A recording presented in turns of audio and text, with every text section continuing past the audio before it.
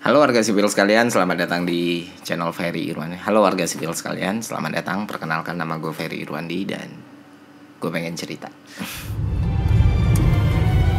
Ya, gue curhat dikit lah. Belakangan beberapa minggu terakhir gue sibuk banget, Pak. Asli sibuknya sibuk banget gitu loh.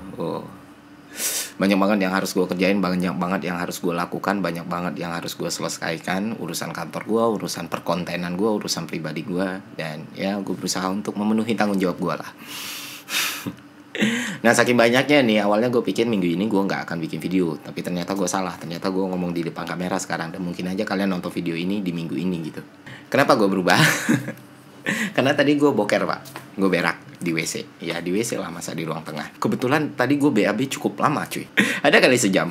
Kaki gue sampai kesemutan, Pak. Nah, selain kesemutan juga ternyata itu membuat gue berpikir banyak hal yang sebenarnya gak penting. Salah satunya adalah gue mempertanyakan apa itu manusia. Keren kan? Dan setelah gue pikir panjang gitu, gue sampai ke pendapat atau opini yang menyatakan bahwa menurut gue sejatinya manusia adalah makhluk yang jahat, yang egois gitu, yang tamak dan serakah gitu. Mungkin ini bukan opini yang populer ya, tapi gue yakin manusia itu sejatinya makhluk yang jahat, brutal, egois, tamak, Pak. Itulah bawaan lahiriah manusia. Itulah yang kita kenal sebagai hawa nafsu. Dan itu melekat pada diri setiap manusia, Pak. Lalu saat lahir dan tumbuh, kita mulai diajarkan kasih sayang dan cinta. Kita dididik soal empati dan simpati. Kita diberi pengetahuan soal norma, etika, dan segala macam yang melekat pada diri kita sampai detik ini. Tapi pada akhirnya, semua hawa nafsu yang gue sebutin di awal, itu gak akan pernah hilang dari manusia. Dan gak akan pernah bisa hilang juga, coy. Karena tugas kita sebenarnya bukan menghilangkan hawa nafsu itu, tapi mengendalikannya. Itulah yang ada di ajaran hampir setiap agama yang ada di dunia ini, ya kan? Mengendalikan hawa nafsu, bukan menghilangkan hawa nafsu. Karena akan sangat sulit lu menghilangkan sesuatu yang emang lu bawa sejak lahir. Ini mungkin terdengar cukup keras ya, tapi kalau dianalogikan bisa gue bilang ya manusia itu nggak ubahnya anjing liar yang dilatih buat jinak, Pak. Sejinak-jinaknya anjing, dia nggak akan pernah lupa cara menggonggong, dia nggak akan pernah lupa cara berlari, dia nggak akan pernah lupa cara menggigit. Gitu. Nah sekarang yang jadi pertanyaannya adalah, apakah benar hawa nafsu, khususnya keserakahan dan ketamakan ini bisa dikendalikan? Jawabannya sulit, Pak. Tapi bisa. Kenapa sulit? Karena gue bilang tadi, itulah bawaan lahiriah manusia. Pada akhirnya kita gak akan pernah puas, kita gak akan pernah cukup. Kita mau lebih dan lebih dan lebih lagi. Dan bahkan dalam beberapa kondisi kita benar-benar bisa menginginkan sesuatu tanpa pernah kita tahu alasan sebenarnya kenapa kita mau hal tersebut. Ya, itulah yang ada pada diri kita sekarang. Dan itu sangat manusiawi, cuy. Sangat-sangat manusiawi. Selama lu gak merugikan orang lain. Nah, kalimat merugikan orang lain inilah yang jadi kunci sebenarnya, Pak. Karena terkadang, tanpa kita sadari, ketamakan dan keserakahan, keinginan kita atas sesuatu, itu membuat kita mengorbankan atau menyakiti seseorang demi memenuhi desire yang kita punya. Ya, lu lihat aja koruptor. Apakah hidup mereka tidak berkecukupan kalau nggak korupsi? Enggak. Gue yakin masih cukup. Tapi kenapa mereka korupsi? Karena mereka ngerasa apa yang mereka punya itu nggak cukup untuk memenuhi kebutuhan mereka. Dan itu terjadi di skup yang lebih kecil. Bahkan di diri kita sendiri. Dan lo tahu, dampak buruk dari ketamakan dan keserakahan itu bukan cuma untuk orang lain, Pak. Tapi bisa juga untuk diri lu sendiri. Ini sangat destruktif, Pak. Lu jadi nggak bisa menghargai apa yang lu punya. Terus kenapa gue bilang ini bisa dikendalikan? Karena gue pernah melakukannya, Pak. Harus gue akui, beberapa tahun yang lalu gue sampai ke titik terendah dalam hidup gue karena gue begitu serakah dan tamak. Gue gak bisa menghargai apapun yang gue lakukan. Gue gak bisa menghargai apapun pencapaian yang gue dapatkan gitu. Karena gue pengen lebih dan lebih. Gue pengen pengakuan orang. Gue pengen dianggap seseorang yang luar biasa gitu. Yang mana sebenarnya itu gak ngadirin manfaat apapun ke gue gitu. Gue pengen membuktikan orang-orang yang meremehkan gue kalau gue ini orang yang berhasil. Tapi pada akhirnya gue sadar, kenapa gue menggantungkan kebahagiaan dan hidup gue ke orang-orang yang sebenarnya dari awal gak suka sama gue? Why? Jujur itu sangat menyakitkan, Pak. Tapi gue beruntung, cuy. Gue beruntung kenapa? Karena gue diberi kesempatan buat sadar dan mengubah secara perlahan satu persatu. Dan ya bisa dibilang gue sekarang mendapatkan manfaatnya. Nah, kesadaran tentang hal inilah yang dalam 1 tahun terakhir ini berusaha gue bawa di channel gue gitu. Salah satu alasan gue kenapa nge-YouTube gitu. Karena gue nggak mau orang lain ngerasakan rasa sakit yang harus gue rasakan beberapa tahun yang lalu. Tapi gue sadar Pak, hal ini bukanlah sesuatu yang bisa dijelaskan secara literal ataupun verbal, tapi harus ditunjukkan.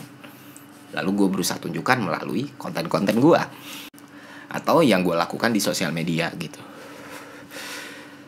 Gini deh, lu lihat jenis-jenis konten gue nggak pernah yang benar-benar pilih-pilih konten. Dan sekarang ya gue bersyukur banget lah kalau ternyata channel YouTube gue dalam 1 tahun growth sangat cepat. Ya bisa menembus angka yang hampir 200.000 di algoritma kayak sekarang. Jelas itu sesuatu yang harus gue syukuri. Tapi sebenarnya kalau boleh jujur nih, gue bisa saja mencapai angka sekarang lebih cepat. Karena gue ngerti metadata dan algoritmnya. Caranya kayak gimana ya, gue bikin aja konten soal ekonomi, finansial terus-terusan. Tapi gak gue lakuin Pak, karena tujuan gue nge-YouTube bukan itu.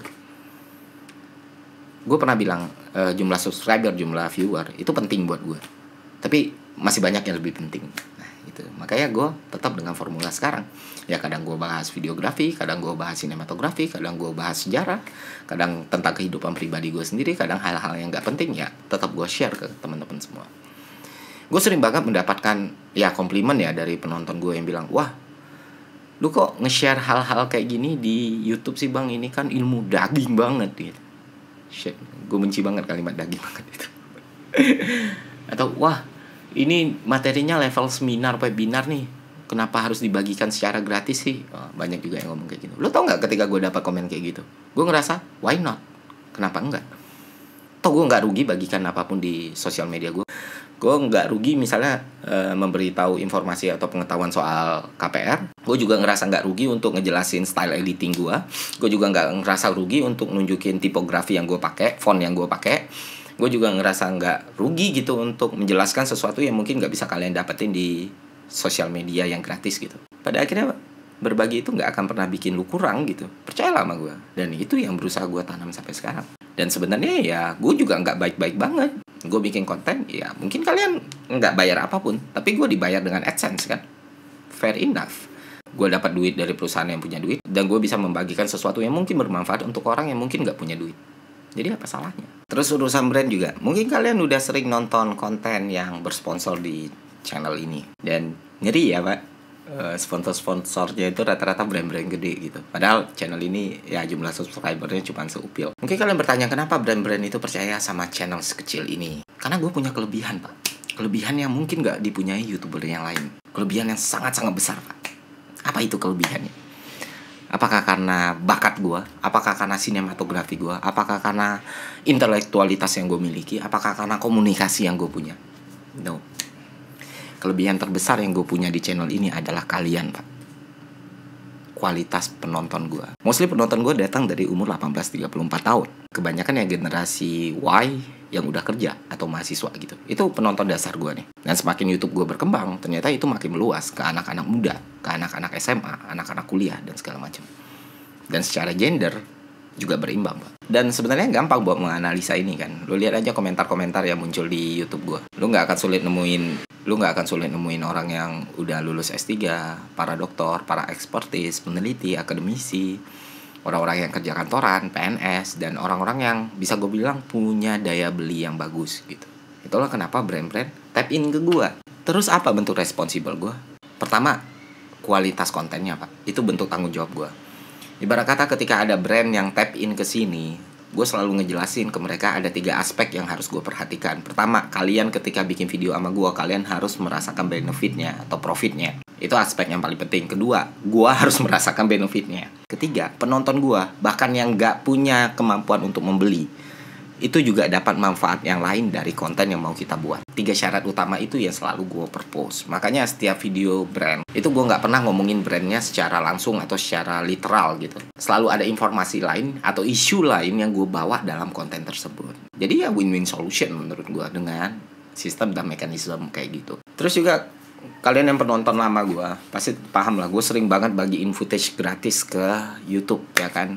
Itu benar-benar gratis Pak. Bahkan gue gak minta untuk dikredit. Kalian bisa pakai untuk semua kebutuhan apapun. Gak ada syaratnya, gak harus follow gue, gak harus subscribe gue. Pakai aja gitu. Dan prakteknya gue seneng banyak yang menggunakan footage gue untuk hal-hal yang produktif atau belajar videografi. kalau kalian berusaha hitung secara nominal ya, sebenarnya footage itu take di 4K, yang mana gue gunain alat-alat yang sophisticated. Ada banyak aerial footage, ada banyak drone footage gitu kan, ada banyak stock footage yang kalau misalnya kalian beli di Shutterstock itu harganya bisa sampai $100. Kalau kali 16.000 aja berarti 1.600.000 satu footage. Tapi ya tetap gue bagiin secara gratis. Ada total sekitar 59 GB footage buat masyarakat gitu. Itu domain publik asli, sumpah. Gue bener-bener ya udah, terserah mau dipakai untuk apa. Makanya waktu yang makainya artis gede, yang makainya brand gede, yang makainya content creator gede, yang mana sebenarnya mereka punya kemampuan ya pakai footage gue dan bahkan gak nge-credit gue nggak pernah ada problem. Nah, satu hal yang bikin gue sedih banget urusan footage ini adalah gue dapat kabar kalau footage itu ternyata di-download semua, terus dijual beliin, Pak. Artinya gue bagiin gratis untuk masyarakat. Ternyata ada orang yang pengen mendapatkan manfaat dan keuntungan dari situ dengan cara yang nggak benar. Sebenarnya ini kan domain publik gitu, tapi dia kumpulin, dia download, terus dia jual bandelnya dengan harga yang sangat luar biasa. Sedih banget gue waktu denger itu. Wow, manusia bisa kayak gitu ya. Terus nih urusan baju nih, pernah juga gue kan sejauh ini udah bikin 2 desain baju, yang mana gue produksinya juga jumlahnya sangat-sangat terbatas kan. Ya, yang pertama 100, yang kedua 150 tiap desain, yang mana gue selalu ready stock dan gak pernah melakukan restock. Artinya apa yang gue cetak itulah yang gue jual, dan kalau habis ya udah gue nggak akan bikin lagi. Waktu itu demandnya udah sampai ribuan, Pak. Udah pernah gue tunjukin ke teman-teman semua. Tapi ya kalau gue mau mengikutin keserakahan gue dan ketamakan gue bakal penuhin aja itu semua, cuan. Tapi nggak gue lakuin karena ya ada value di sini gitu. Karena gue pengen menghargai orang yang beli. Dan ternyata baru kemarin gue ngeliat di Shopee ya, ada yang copycat, Pak. Ada yang ngebajak gitu. Sebenarnya udah banyak yang ngebajak. Cuman yang ini bikin bener-bener wow, segitunya ya gitu. Mereka katakan dia pakai foto gua, ada guanya di situ. Untuk desain belakang. Ini kan baju ini belakangnya digambar manual ya sama teman gua. Maksudnya bukan ngambil gambar di Google gitu. Jadi digambar manual, dicetak. Nah, karena dia nggak punya source yang asli, dia ambil dari gambar, terus dia modifikasi gitu. Dia rubah warnanya supaya nggak kelihatan pecah. Dan gue sedih banget ngelihatnya. Kenapa? Karena dia jual di harga yang sama dengan kualitas yang jauh berbeda. Misalnya dari bahannya gue pakai katun bambu 24, sementara dia pakai kambet 30. Yang kambetnya itu bukan kambet yang bagus juga gitu. Terus desainnya tadi ya, desainnya benar-benar pecah banget di belakang karena dia nggak ngedapetin resource gambarnya. Terus yang beli kalau di Shopee itu kelihatan 1,8 ribu. Wow, sedih gue, Pak, ngeliat yang kayak gitu. Kasihan orang yang beli gitu. Yang mana baju ini gue jual, itu nggak cuma dapat baju kan. Ya gue ada stiker ya kecil-kecilan lah. Terus juga setiap gue jual itu gue tulisin, Pak, surat walaupun tulisan gue jelek gitu ya. Karena gue mau ngasih value tadi. Sementara orang dengan sangat gampangnya bikin kayak gitu. Terus setelah itu gue berpikir, apakah gue terlalu naif ya? Apakah ini benar-benar mendatangkan hal yang baik gue kayak gini? Gue jadi berpikir ulang. Tapi ya sudahlah, pada akhirnya ya gue masih percaya ya. Kalau ada 1000 orang yang kayak gitu ya bakal ada 1 orang yang ngerti gitu. Dan 1 orang aja itu sangat berarti buat gue. Kayak gue bilang dulu kan, gue ini suka duit, tapi bukan berarti gue bisa dibeli. Kayak jelas banget nih konten. Ya salutlah kalau kalian bisa nonton ini sampai habis. Sampai jumpa di konten berikutnya. Oke, Doku Vlog selanjutnya bakal keren parah. Kalian harus nonton.